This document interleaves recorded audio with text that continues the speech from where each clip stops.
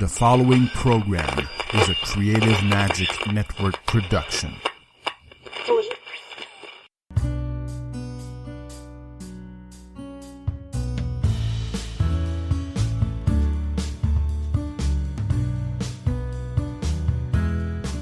Hello and good morning to everybody out there. This is Max Ivy, the blind blogger, along with my good friend Frederick Bai, all the way from Canada.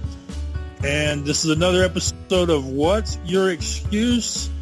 And we have another great guest today that I'll let Frederick tell you about in a second. But the basic goal of this show is by the end of the 45 minutes, I want you to ask yourself, if he or she can do it, then what is my excuse? What are the reasons I'm telling myself as to why I can't do it too?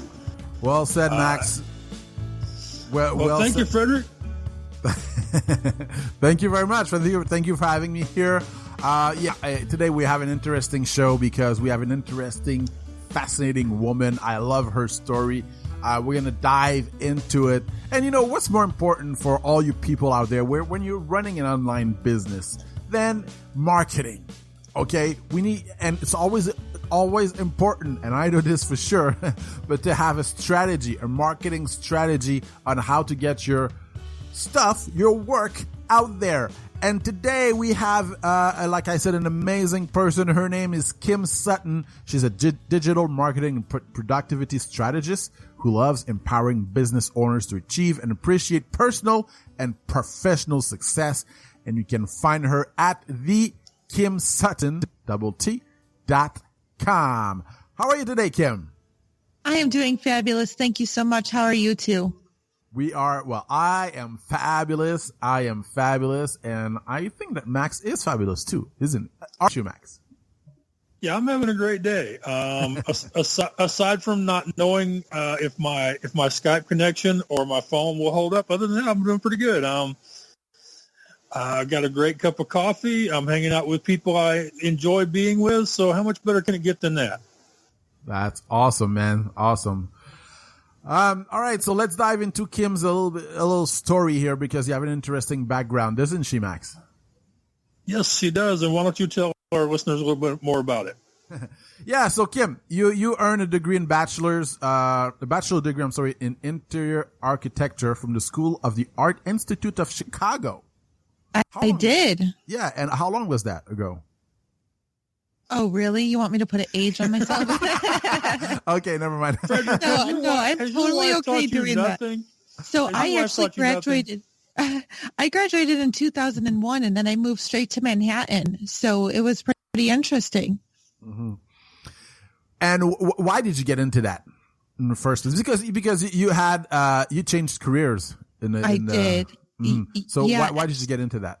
My grandfather dropped out of high school during the Depression, and because his family needed help financially, and he actually started building houses with his family.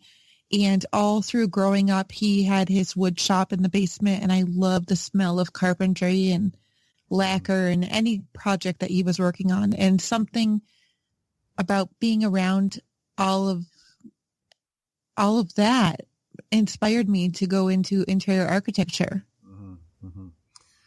And for somebody like me who doesn't know what the heck interior architecture is, could you explain that to me a little, please? Yeah, absolutely. Interior architecture is a mesh between interior design and architecture.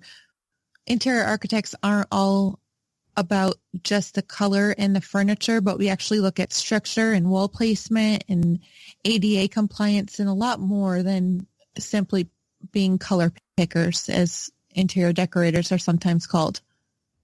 I see. And I imagine that it was a good thing that you did have that background from your grandfather, because I imagine a lot of that stuff is not things that they teach real well in colleges. No, I learned more in internships and after graduating than I learned in those 4 years. So you're absolutely right. Right. And that's something we don't do in this country a lot anymore, but it's something that really led to a lot of our great successes in the earlier part of the industrial era, when people after graduating from a college had to intern or clerk or basically learn at the feet of somebody who had been doing it a while before they could call themselves that particular job or profession. Oh, absolutely. And the sad part is that to get my degree, I was not required to have a co-op or to have a job in the field. But had I not gotten a co-op, then I would have never gotten a job when I graduated. I see. So that's an interesting catch-22 that they probably don't talk about in the course catalogs or in the recruiting materials. Oh, they absolutely didn't. Yeah, and this is something I've been finding out a lot about lately with creative people in general, is that they either don't see themselves as a entrepreneur, they don't know how to market themselves, or if they do appreciate it and they have an idea, they don't have the time because to them it's all about the creative process. And could you talk about that a little bit? Yeah, absolutely. But I do just want to back up a little bit. I really had no intention of being an entrepreneur. I thought I was going to the top of an architectural firm. However, life takes its many different roads. And I ended up finding myself starting a small business while I was also working as an interior designer. And I really didn't have any clue what I was doing. The internet was still young. I mean, I graduated college in 2001. Facebook wasn't even out. So when I was going through all of marketing through my first business, which I started in 2005, I honestly didn't even know what Facebook was yet. I didn't discover Facebook until 2008 or 2009. See, I love this. I'm glad you drugged me back to a little bit before, because that's the kind of thing that I really love hearing about is the story on the way to the story. So Max, you started. I learned how to type using AOL Instant Messenger. So, yeah. Well, I learned how to build my first website using the W3C.org school. So I think we've both got a bit in common when it comes to unorthodox methods of getting to that next place. So you started your first business in 2005 or 6. What kind of business was that? It was an online retail store selling scrapbooking supplies, and I did not even scrapbook. Yeah, my ex-mother-in-law actually loved to scrapbook, and I was pregnant with my second son, and I thought that I better get started Christmas shopping early. It was August, and he was due around Thanksgiving. So I had seen a scrapbooking magazine at the grocery, and I picked it up. I thought I would just save it for her. But curiosity got to me, and I started going through the pages, and I saw this tool. It was a die cutting tool. And if you're not familiar with die cutting, well, there's so many different purposes. I mean, manufacturers, like car manufacturers use it. But in the scrapbooking world, die cuts are typically little tiny paper shapes that are cut out using any type of machine. And I saw this tool and I wanted to have it. But as I said, I mean, I was working. I believe my husband at the time had just gotten a job, and the expense of that tool blew me away. It wasn't even $100, but spending $100 on myself was actually sort of painful because that's not something I do very often. So I decided I needed to find a way to make money off of it. And I started buying the individual shape dies, and I would spend hours every night cutting these die cuts out and selling them on eBay. And that's how I got my start. See, I love this because, you know, a lot of people would have looked at that $100 and they would have brooded over it. They would have had sour grapes over it. They would have said, man, I really want, or I tell you what, the really big headline in that story for me is to spend $100 on myself. I mean, that's one of those just things that so many people struggle with. And instead of, you know, trying to decide whether or not you were worth it, you decided you were worth it, and then figured out a way to come up with the money to pay for it. I love that. I just love that kind of a story. And I really appreciate you sharing that with us because that's probably, I don't know if that's a story you share often, but it sounds kind of a personal one. Yeah, I really don't share that story very often because, to be brutally honest, I ended up closing the business in 2010. And at the point when I closed the business, I was only making about 25 cents a day. I had started purchasing inventory in late 2007 because I didn't want to be cutting die cuts all the time. I literally had those blisters, that artists sometimes get on the inside of their fingers.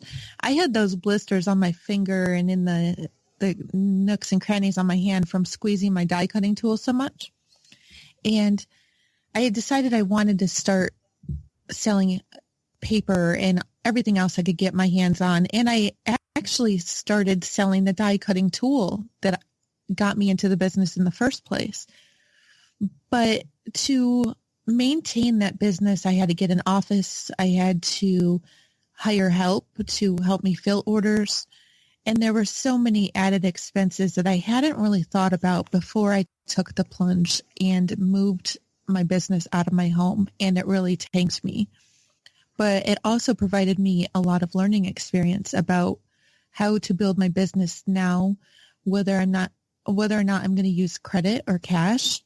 And it's really helped me be more realistic in my goals and in my spending and income expectations. Right. Well, as I like to tell people, making mistakes isn't the worst thing you can do. Being afraid to make them is. So apparently you learned from your first business that you ended up having to close and moved on to your next business. So what was your next entrepreneurial venture? My next entrepreneurial venture came in 2012. So 2 years later, I had gotten divorced. I had lost my job actually in 2008 as an interior designer, actually, when the economy tanked. After I graduated college, I had moved to New York City, but after our first son was born, we moved to Ohio, and I was designing schools out here. And when the economy tanked, so did the school building industry. So I left my ex-husband. I was unemployed, and I ended up working part-time jobs or contract positions. And over the process of those couple years, I also met my husband now, my soulmate, Dave, and he was going through similar situations. He's an Air Force veteran, and he kept on losing his job. He had been doing a lot of warehouse work. So in late 2012, after we had already gotten married, we decided it was time for him to pursue his dreams. And he ended up going back to school full time to be an independent video game developer. Sorry, I'm giving you the longer end of the story. It's fine. We love good stories here, so go ahead, keep telling it. Great, awesome. So we needed more money, though. I was working as an administrative assistant. All my student loans were still racking up. And as an administrative assistant, making $12 an hour with 2 kids and a husband who wasn't working, it wasn't cutting it at all. And I remembered somewhere in the past with my first business, I remembered seeing an article in Entrepreneur or Inc. or one of those magazines about Elance and how it was really taking off. And one night, and I can actually tell you, it was September 3rd, 2012. I don't know why I can remember the date. I looked at Elance and I got my profile set up. And as soon as I was approved, I started putting out proposals. And when I say I started putting out proposals, I don't mean 1 or 2. I mean, I put out way more than I really should have. Yes, once again, we're here with Kim Sutton. She's a digital marketing and productivity strategist who loves empowering business owners to achieve and appreciate personal and professional success. You can find him at thekimsutton.com. And by the way, guys, right before continuing this conversation, on top of getting fascinating interviews such as this one straight to your inbox, if you have a passion, something that fuels your curiosity, well, when you subscribe to our free Creative Magic community, you will get super cool exclusive gifts in return. such as the ebook Happiness Quotes by the ambassador of happiness herself, Maura Sweeney, one of our hosts, and also an exclusive conversation with two of my favorite people, Nigerian sensation Alex Okoroji and the blind blogger Maxwell Ivy, who is you're listening to his show right now, as we talk about the influence of friends and college education on our lives, the competitiveness in a crowded field, the importance of business and financial education in arts and entrepreneurship, and more. And also, Alex has a special gift for you inside. I promise you will get inspired and entertained. Subscribe for free at frederickbuy.com. Frederick with a C, buy like bye-bye.com. All right, Max, take it away. Okay, so you went on Elance, created your profile, and start sending out all these pitches, for lack of a better word. And I should mention, I think all people that have a date in their business lives that they remember. For me, it's September 29th, 2007, which was 9 years ago last month when I first started my first website. So those are those dates that, when you have the, like ordinary people can remember where they were on 9/11 and when the Challenger exploded, we can remember when we made that one key move that took that one small step or big step, whatever it was, that got us going to the next level. So I'm not surprised at all you remember that day. I'm glad I'm not alone on that. Thank you. I have a question, Kim. You talk about the law of attraction in your, and you said that you were forcing yourself to live a life designed for someone else. And, when you were introduced to the law of attraction, it changed. Talk to us a little bit about that.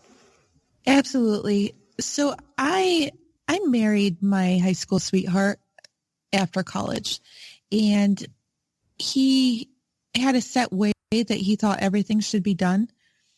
And who could drive the car, or this isn't that. Anything in our life, there was a certain way it could be done, and most of the time my way was not right. When I graduated, or when I lost my job, I was not given a choice to pursue other options. Because I had my college degree and student loans in interior architecture, I was forced by him to go down the path of continuing to look for interior design jobs, or so I thought.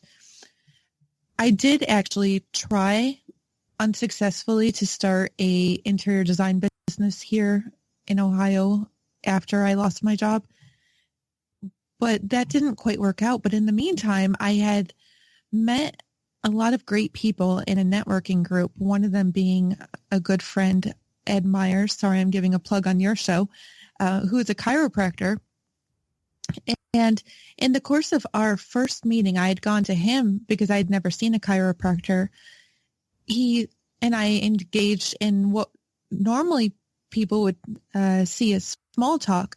However, he asked me what my favorite movie was. We started talking, and over the course of that conversation, he asked me if I knew about the law of attraction, and I didn't know about it, and he told me about it. And I went home, and I don't remember if YouTube was around in 2008, 2009. I'll have to Google that after we hop off here. However, I looked it up, and I was amazed because I didn't realize that I could set my own intentions and I could set my own mood. I was allowing my mood and my lifestyle to be dictated by him, and I was constantly miserable.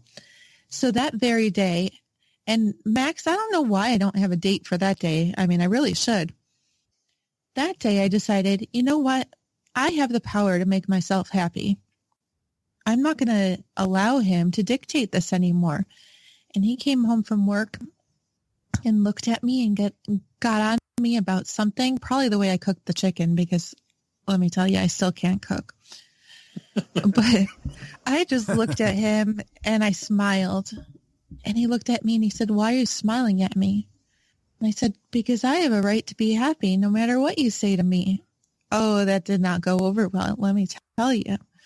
But I just stood there smiling, and if you could picture like a metal pole going through your head, through your ears, and I don't mean painfully, you could probably see the words going in one ear and literally out the other through that whole conversation. But I just stood there smiling.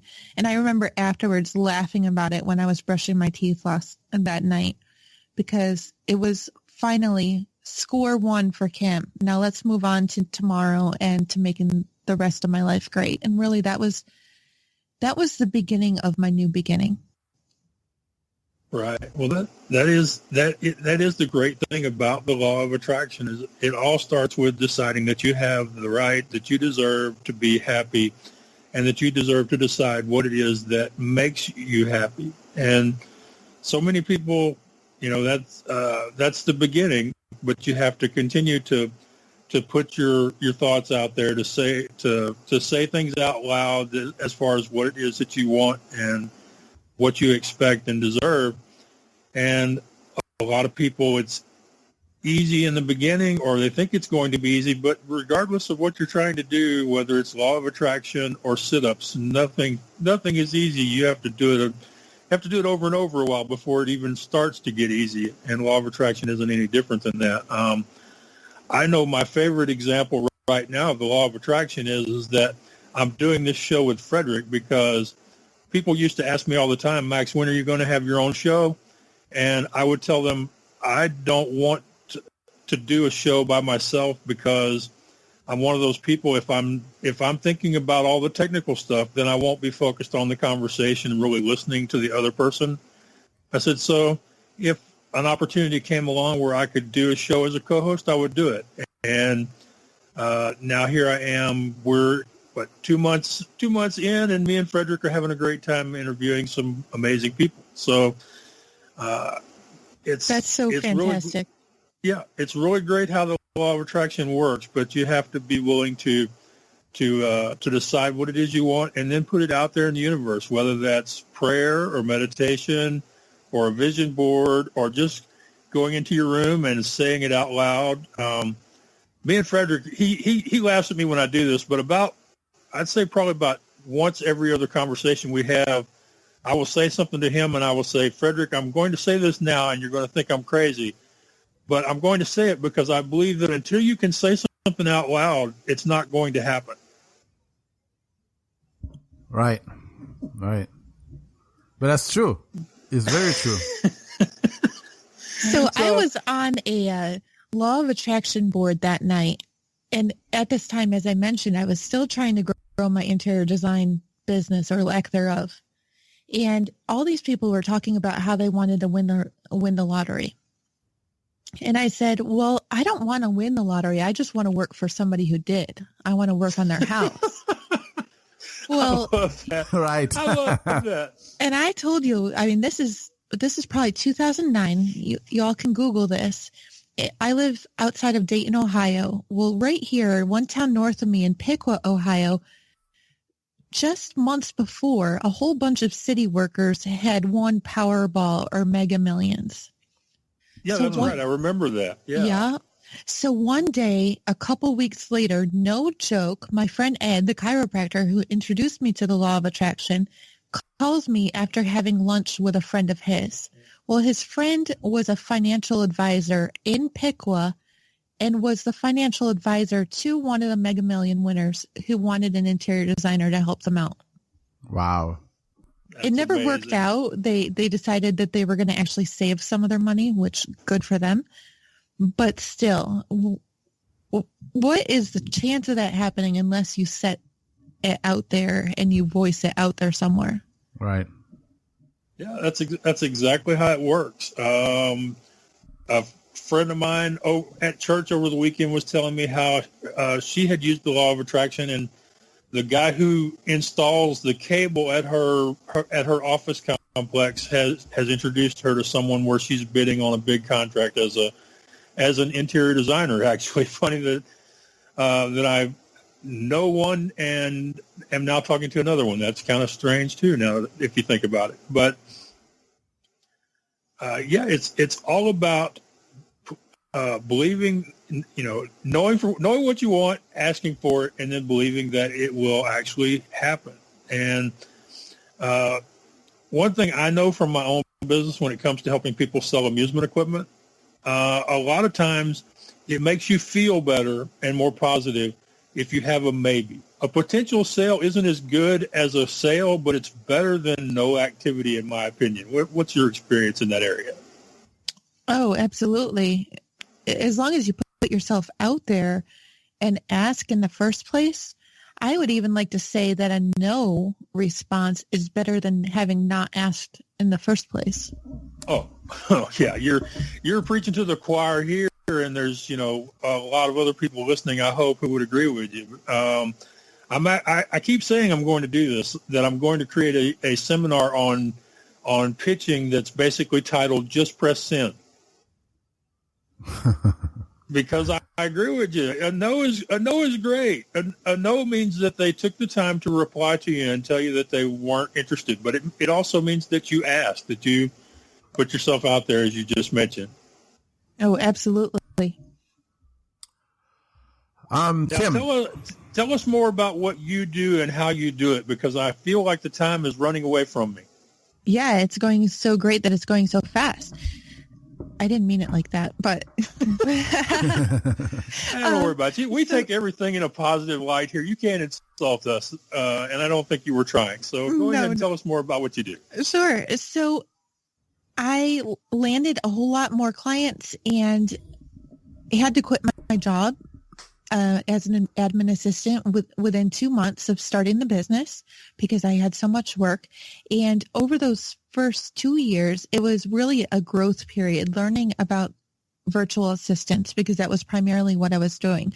But over that time, I also started doing a lot more social media marketing, email marketing, digital marketing. During that time, one of my clients was really interested in getting Infusionsoft, and I didn't have any knowledge of it. I should also mention that right after we started the business, we found out we were pregnant with our daughter. And then shortly after she was born, found out, after we had said we were done having kids, we found out we were pregnant with twins.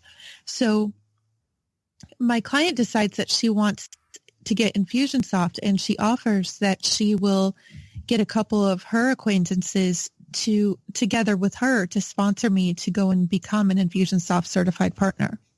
So at 24 weeks pregnant, it was the last week that I could travel pregnant with twins. I flew from Ohio down to Phoenix, Arizona, having only 2 months of Infusionsoft under my belt, and I became an Infusionsoft Certified Partner after 5 days of training. And that opened up a whole world of opportunity. I then became certified with digital marketer, and I have met a lot of great people. I'm helping entrepreneurs launch their products and their programs, and I specialize in helping coaches, speakers, and authors spread their messages and their products and their programs to the people who need to see and potentially buy them. Right. Okay. Right. And what are some of the ways that you are doing this? Maybe a little bit, maybe an example. I tend to be a one-stop shop. I help them build out their website, get their branding together. And I know that's not necessarily marketing, but that does need to be done at some point during the launch process. And a lot of the time they don't want to go all over the place. They want to work with one person who knows everything that they're working on. Also, I put together their ad campaigns. I help clients with Google AdWords, Facebook ads, also with their Twitter, Pinterest, and Instagram marketing, and help them develop strategies if they want to venture into video, which a lot of my clients aren't quite ready to do yet.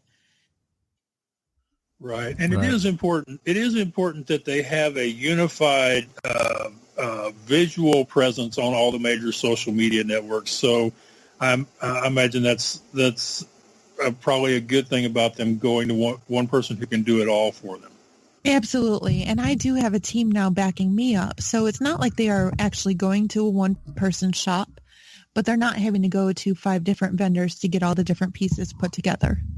Right. Okay. All right. Once again, we're here with Kim Sutton. She's a digital marketing and productivity strategist who loves empowering business owners to achieve and appreciate personal and professional success. You can find her at the Kim Sutton It's a fascinating conversation we're having right now. And right before continuing this conversation, guys, are you an Amazon shopper?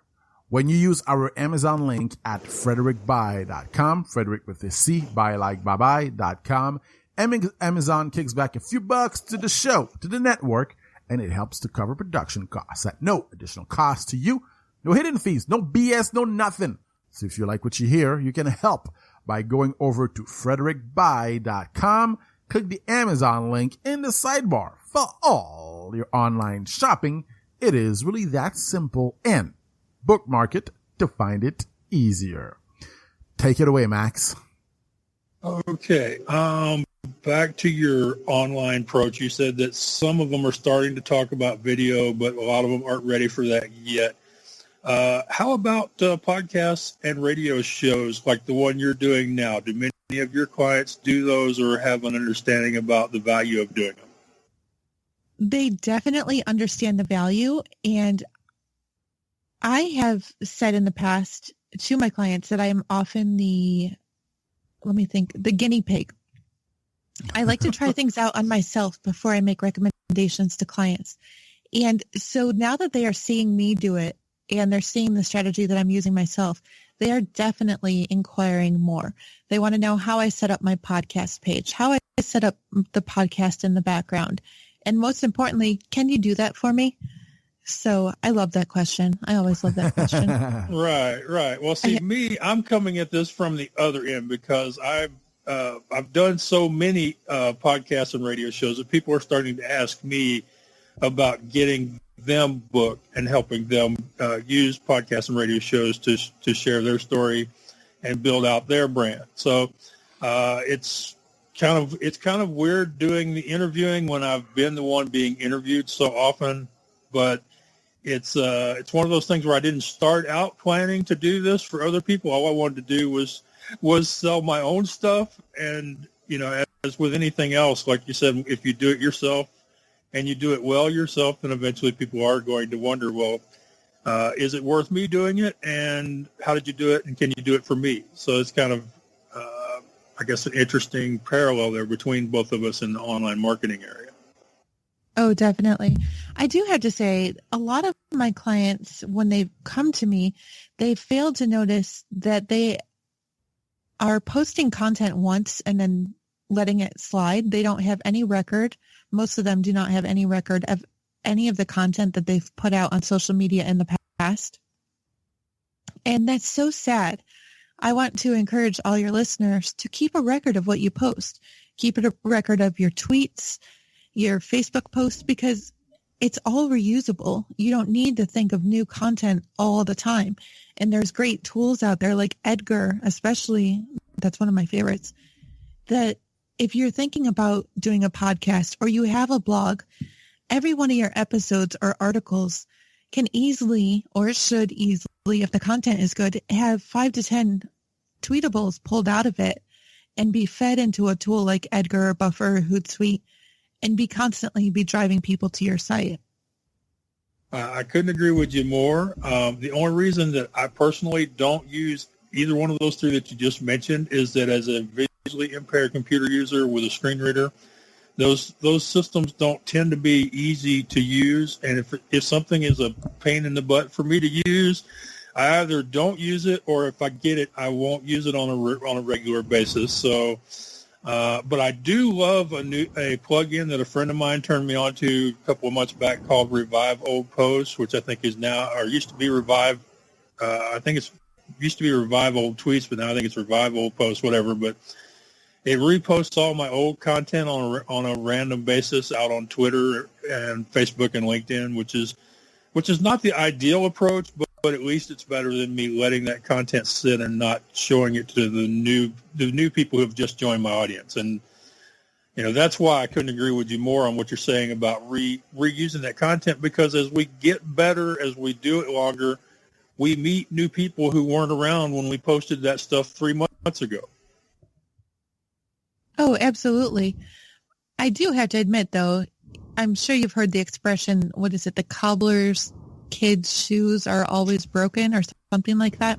The line is the shoemaker's kids go barefoot, and the baker's kids go hungry. Okay. So my Facebook page tends to be the neglected one because getting in and posting the new content there, it's the last one. But there's also Post Planner. I don't know if it's friendly for you, Max, but Post Planner lets me go in and search through their viral posts that they've assembled and then schedule them out. So I may spend maybe an hour on a Sunday afternoon sometimes going through what they suggest and getting the whole week loaded for my page so that if I don't make it in there to post something really transparent and authentic and whatever's going on for that day, then at least something is going out there. Okay. First, let me go on the record as saying I hate Facebook. If I ever see Zuckerberg in the street, I'm going to punch him in the nose. And if y'all hear that on the news, you'll know I've done it.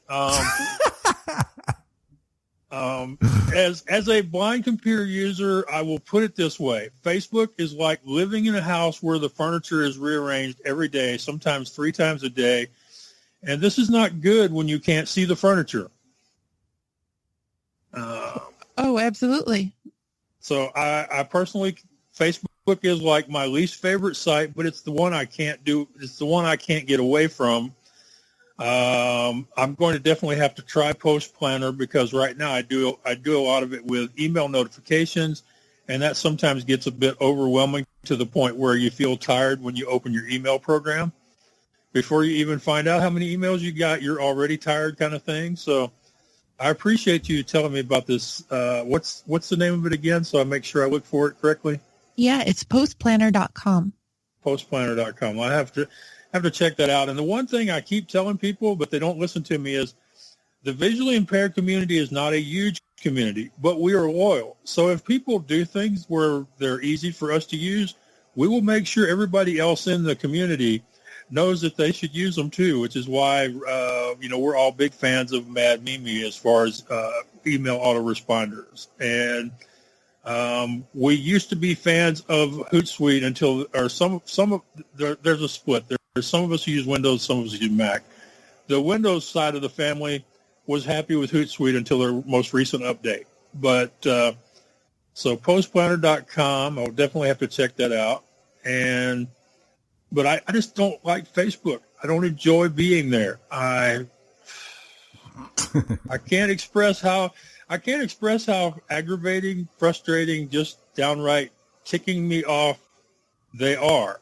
And a lot of it is that standard same old junk about webmasters having to prove that they deserve their checks by updating and fixing stuff that wasn't broke. Right. Okay, that's my rant for the week. And if people will stop mentioning Facebook, I'll stop ranting about them. Okay, but sorry, I have Kim, to tell this you, is your time. No, I'm sorry, Kim. You are absolutely not alone. Facebook is not my favorite. I love Twitter, which I know I'm in the minority. Yeah, you are. Anyway, go ahead. I love Twitter. I mean. Yeah, the problem with Twitter is that it's fleeting, that the feeds go by so fast, and the more people you follow or the more people that follow you, the faster they go by. But that's why you use tools that retweet your stuff every 30 minutes or every hour or every 8 hours or whatever, so that people eventually will see your stuff, or they'll eventually decide, that guy's stuff is so good, I've got to follow him and mark it where I get an update from him, and then I see his stuff even if I would normally miss it. That's the thing with Twitter. Okay, but Kim, let me ask you this. Aren't like the average person out there who doesn't have a business, I don't think they're spending their time on Twitter, do they? A lot of people are. Really? Yeah, but Facebook isn't the norm. But I just have to share. In 2015, wanted to take a plunge into creating online courses, and I was going to create a course on various social media platforms, including Facebook. I started with Facebook, got all my videos completed and edited, and then Facebook changed everything literally within like 2 days. Really? Wow. And I said a word that you probably don't allow on here, and I just said bleep it, I'm not doing this anymore. Well, as long as you don't say that word in the first 5 minutes or the last 5 minutes so that iTunes notices, we're fine with you saying it. So don't worry about it. But yeah, it's nothing I haven't said or worse, but that's the thing. It's, they are constantly updating and changing. And in most cases, not for the better. And in most of the time, they are focused on totally the wrong things. I mean, I understand we all have to make a living, that you have to generate income to keep the shareholders happy. But, some of their decisions, I haven't been a real happy person with Facebook for 5 years now. I think that was how long it's been since they changed this thing to where if you want everybody to see your post, you have to pay them for it. I personally feel like somebody should have taken them to court when they changed the terms of use on people who had spent literally thousands of their hours building up fan bases and friend lists, only to find out that by the way, we could give a sweet patoot what y'all care about. We're now going to make you pay if you want all those people who you've connected with to see your posts. And now I have to post in like 29 different groups and occasionally pay for a post if I want even half the people I know on Facebook to see one. So yeah, I'm not happy with them. And I used to think it was just a blind thing, but then the more I complained about it being a blind thing, the more the side of people were like, Max, it's everybody. Nobody likes Facebook, but nobody can leave Facebook. No, you are so right. No, you're so right. I barely try Facebook ads for myself anymore. And I will do Facebook ads if that's what the clients want. But most of the time I'll tell them that they really need to be involved in a couple groups if they want more exposure. They need to find the groups that their ideal clients are in, or go over to LinkedIn, because I deal a lot with B2B and they're not going to find their ideal client and one that can afford their services in a Facebook group. Most likely. I couldn't agree with you more. I love LinkedIn. To me, of all the social media networks right now, I feel the most loved there. I feel like it's the most likely to generate the people I want to meet, like you say, and the people who can afford to pay me for it when I do. But there's just so many people who have yet to find out about LinkedIn, and even more who have yet to find out about G+. So I really hate to say this because if my amusement industry friends hear me say this, they're going to get upset with me. But I really wish that the amusement industry folks would get out of the dark ages and join LinkedIn and Twitter, so I'd have a lot better shot of getting rid of Facebook. But so many of the people that are out there traveling with carnival rides or that work in the amusement park field, they are on Facebook, and that's or they're on their phones and you can text them or WhatsApp them, which I don't even know what WhatsApp is, which is another thing I have problems with social media is how often do your clients come to you asking you, okay, there's a new social media X, do I need to be on it? How often do you have that conversation in your business? Probably only once every couple of months. I'm usually the one that finds out about something and I'll be the guinea pig and try it out before suggesting it to them. However, I've only heard about WhatsApp a couple months ago. I don't even know how old it is. But I know they're going through changes now where if you have over a certain amount of users or contacts, then you need to pay per message. So that, thankfully, I only have 2 contacts in mine. I don't want to pay for another service. I didn't need this service to begin with. I don't want to be on another service, period. And I think that's a conversation we have to have with our clients, is that you don't have to be on every network that's out there. And there are times when you have, no matter how many followers you have on a network, you have to say, I'm sorry, this network doesn't work for me anymore. Oh, right. If it's not converting, if you're not making money, why are you on it? Right. Yes. Yeah. So we got a few minutes left. We only got a few minutes left. Talk to us about the Sutton companies. So the Sutton companies are made up of Sutton Strategic Solutions, which is the digital marketing and launch consulting, as well as online business management. I have a great team over there. I have Sutton Creative Studios, which is actually how the whole Sutton companies got started. Everything was over there until last year when Sutton Strategic broke off. But Sutton Creative is web and graphic design. And I have to admit, while I love it because it keeps me in touch with my creative side, I do have a team that works on most of those projects now. Then there's the KimSutton.com, which is my personal site. I don't know if I should call it personal site because it's really not, but it's where I'm trying to build my personal brand. And then the last company is Fusebreaker Multimedia, which is my husband's company. The website is not one to be looked at yet, but you can go check it out at fusebreaker.com. He is working on developing his first game. The website has taken a back seat, and hopefully his game will release in late 2017. Awesome. And you say that you found your purpose, in your passion, and that's through the Sutton companies, right? I did. I definitely did. I was lucky to be hired by a phenomenal business coach, a Christian business coach who helped me bring God back into my business. And I don't know,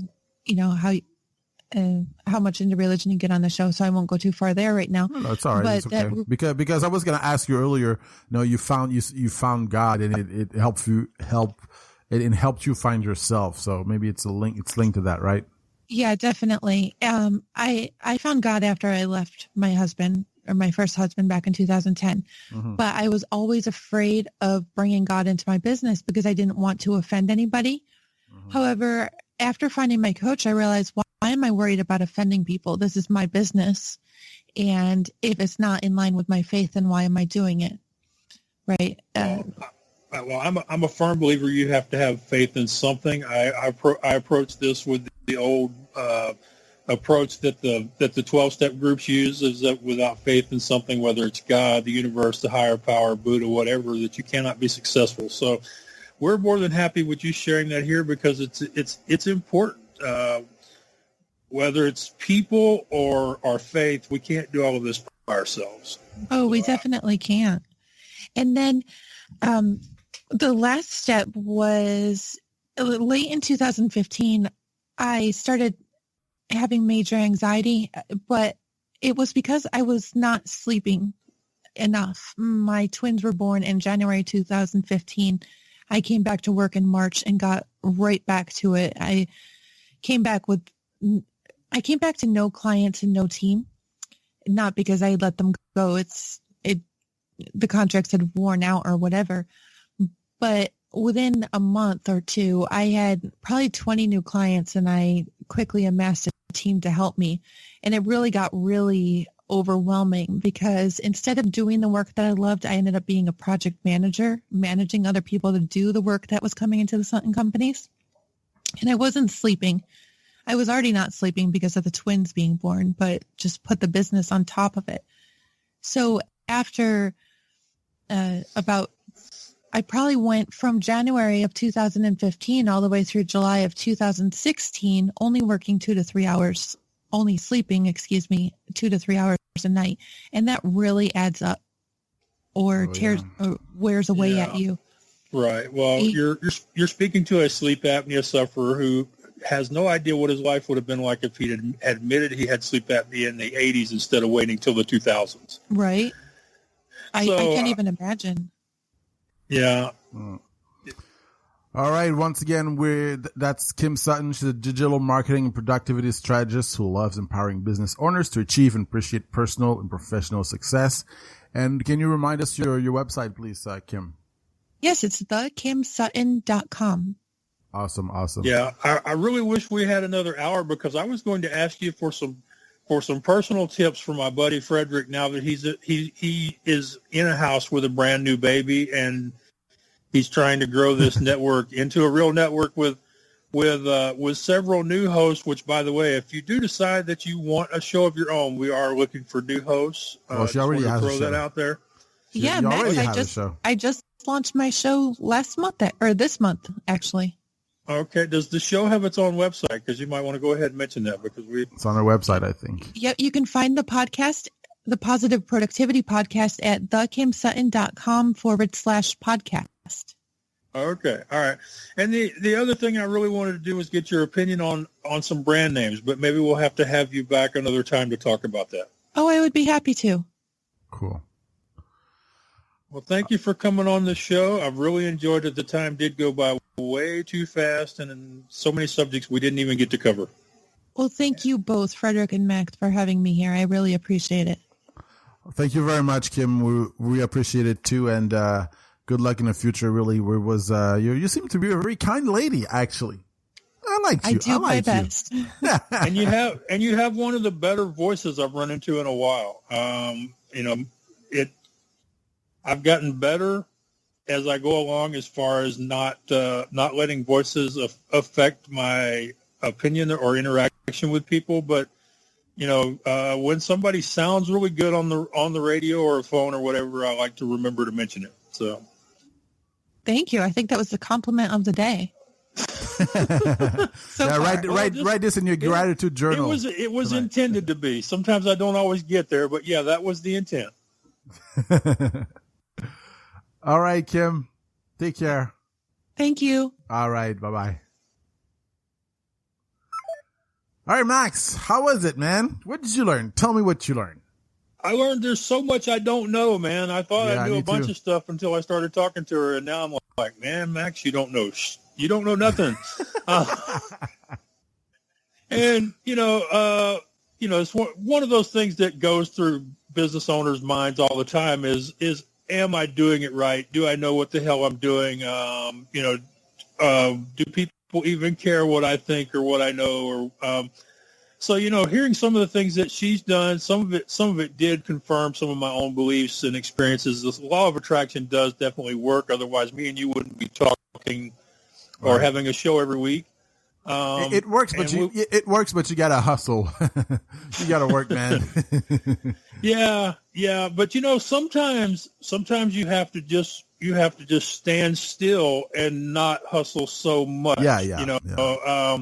There's an old line: faith is useless without action. But sometimes we even though we're praying, even though we're putting it out there in the universe, sometimes we are just pushing ourselves too hard, and we don't let it come to us. And over the weekend, I was actually having a talk on the way back from church with the woman that gives me a ride there on Sundays, and I said something about. She said, I don't even really market myself because I've built up such a great referral network. And she said also because I use prayer and I let God bring things to me. I said, well, I promote my ass off. And she said, well, then maybe you need to promote less. And she said, maybe you need to promote less and let God do more. And I said, okay, I'll accept that you may be right. But you know me, Frederick, I have a hard time not pushing the rock, or as I used to say, not pushing the truck, because I grew up in the carnival business where sometimes we actually had to push trucks. Right. But yeah, I'm glad I made you laugh there. But yeah, she's like, and I'm like, not even promoting. I'm like, how does that work? And, but then I realized that she's in a business that focuses on the local, and I'm in a business where I pretty much have to focus international, and I'm looking at doing things pretty much all over the world. And, so whether it's the Midway Marketplace and I'm looking for people that have Ferris wheels for sale, or it's, helping people promote themselves online, I have no way of knowing where I'm going to find the clients. And, just this weekend, I was blessed enough that one of your past guests, Adriana Gavazzino or Gavazzani, man, that name bothers me. I can't spell it or say it, but Gavazzoni. Okay. Well, I said it wrong too, because she's from Brazil, so I'm sure you say it with a different accent.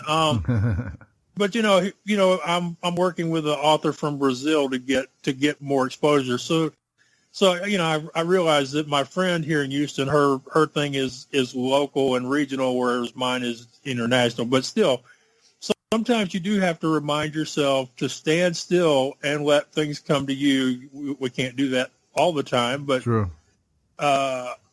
sometimes running, chasing, pushing, promoting, sometimes it just doesn't actually help you.